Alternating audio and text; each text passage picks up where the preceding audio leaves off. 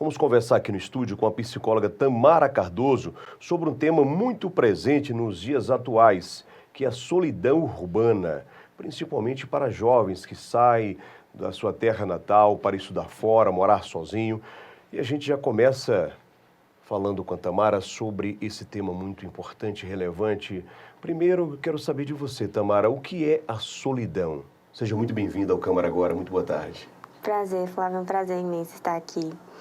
Então, esse tema, ele é um tema extremamente necessário na nossa sociedade, né? A solidão, ela é um sentimento que acarreta várias emoções, como ansiedade, como angústia, como tristeza, e nunca se fez tão presente na história evolutiva humana, né? Então, o ser humano, ele não está acostumado a viver isolado, e a solidão, ela traz esse comportamento de isolamento.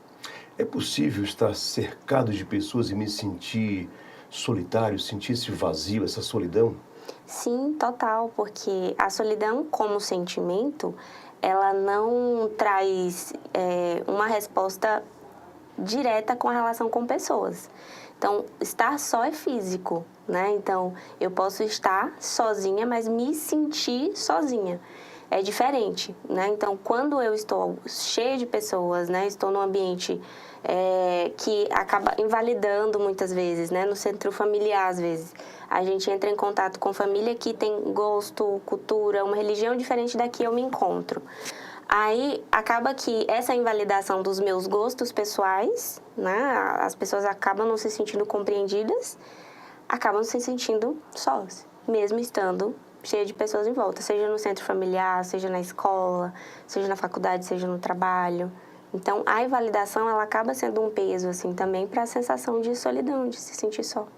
Tamara, o que caracteriza a solidão urbana e por que ela é tão comum, mesmo em cidades cheias de gente e de movimento? Acho que, inclusive, é um complemento dessa pergunta que a gente fez agora há pouco, né?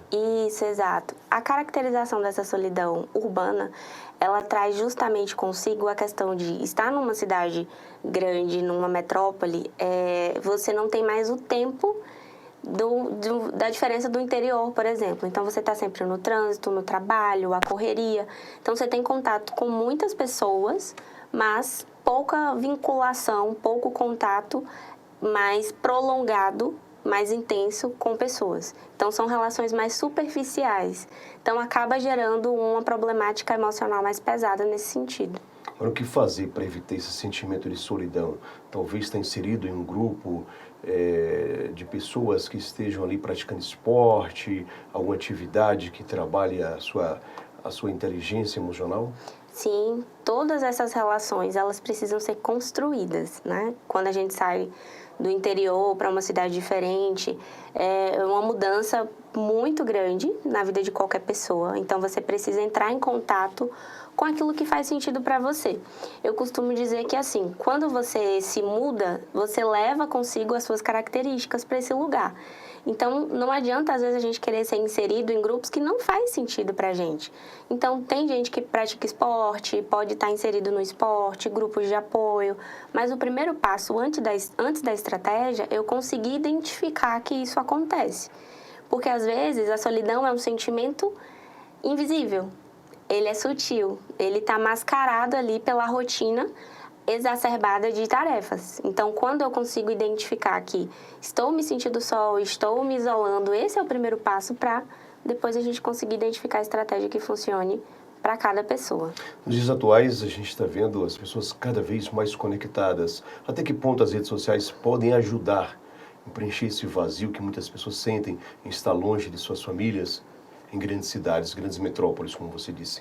Boa pergunta, Flávio. Eu costumo dizer que a rede social ela tem dois lados. Ela ajuda bastante, mas ela atrapalha.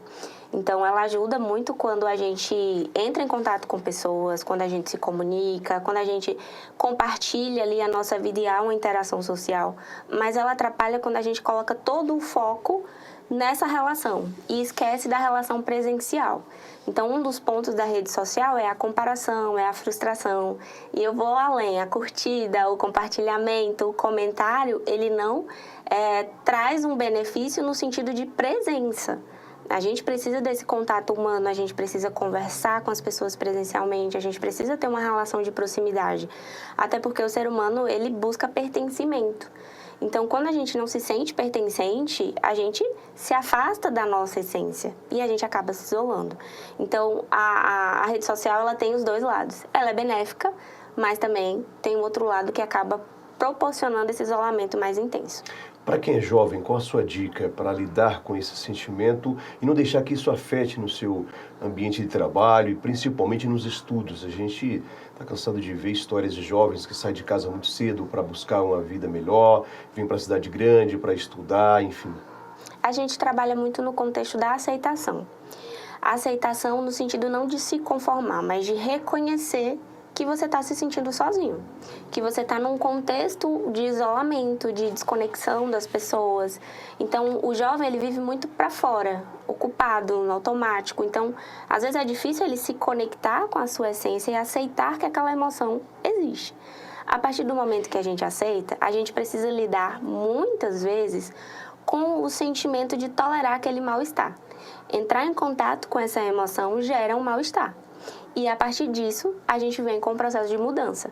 Então, como que eu mudo sem antes perceber, reconhecer que está acontecendo, tolerar muitas vezes o mal-estar, não buscar essa regulação emocional através de outros comportamentos que são disfuncionais, como utilizar o álcool como recurso, a substância química, a droga, entende? Então, assim, o jovem, ele precisa aceitar, reconhecer, estou me sentindo só, estou me proporcionando mais isolamento do que interação social e, a partir disso, praticar a mudança. Se inserir aos poucos em grupos pequenos, às vezes até a comunicação que a gente vai trabalhando, que a gente vai explorando, a gente consegue ter uma resposta positiva.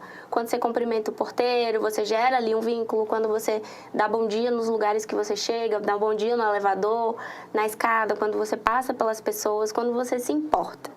Né? Porque não há nada melhor do que a conexão entre as pessoas, a troca, o olho no olho, a confiança. Isso constrói um relacionamento saudável. E hoje, na nossa sociedade, a gente tem visto cada vez mais as relações muito líquidas. E isso é um prejuízo psicológico muito grande. Muito rasa, seria? Muito rasa, muito rasa. As relações estão cada vez mais rasas. Superficiais. E, querendo ou não, superficiais. Querendo ou não, isso traz um prejuízo, porque é na interação que a gente evolui, que a gente cresce. Você vê que desde a infância, o que a gente faz? A gente é inserido na escola. A gente tem os amiguinhos. Então, na adolescência, a gente vai construindo esse vínculo ainda maior, os grupos, né? E, às vezes, na vida adulta, isso vai diminuindo, gera uma série de problemas emocionais. Para finalizar, qual a diferença entre estar só e se sentir solitário, Tamara? Estar só é físico, né? Como eu falei. Então, eu estar sozinha na minha casa é físico. Eu posso estar com a minha família, todos reunidos. Então, eu não estou mais só, estou acompanhada deles. No entanto, eu me sinto só. Por, às vezes, não me sentir pertencente à minha família. Isso acontece. Seja na família, seja na igreja, seja no trabalho. Às vezes, eu estou rodeada de pessoas, mas eu não me sinto conectada a nenhuma delas. Muito obrigado, tá? Nada, é um prazer. Um tema muito relevante, muito importante de falar sobre esse tema. É um prazer estar aqui com vocês. Satisfação.